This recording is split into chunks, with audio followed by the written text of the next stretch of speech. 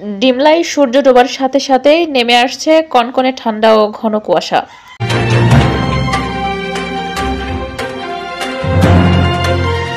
আসসালামু আলাইকুম দর্শক, সকলকে আমন্ত্রণ জানাচ্ছি বিবিআর নিউজ সংবাদে। ডিমলা নীলফামারী জেলার প্রতিনিধি মোহাম্মদ আমজাদ হোসেনের পাঠানো তথ্য ভিডিও চিত্রে বিস্তারিত নিয়ে সাথে আছি আমি শারমিন আক্তার। কাঞ্চনজঙ্ঘার পাদদেশে অবস্থিত পঞ্চগড় জেলার তেতুলিয়া, আর এই তেতুলিয়া উপজেলার পাশাপাশি নীলফামারী ডিমলা উপজেলা।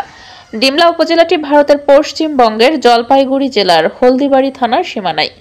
নীলফামারী ডিমলা উপজেলার কৃষি দপ্তরের আবহাওয়া সূত্র অনুযায়ী দিনের বেলায় গত 2 দিন থেকে তাপমাত্রা 21 থেকে 22 ডিগ্রি সেলসিয়াসে ওঠানামা করছে, কিন্তু সূর্য ডুবলেই সন্ধ্যায় তাপমাত্রা একেবারে 4 ডিগ্রি সেলসিয়াসে কমে তা নেমে আসছে 16 থেকে 18 ডিগ্রি সেলসিয়াসে এবং সেই সাথে ছুটে আসছে ঘন কুয়াশা।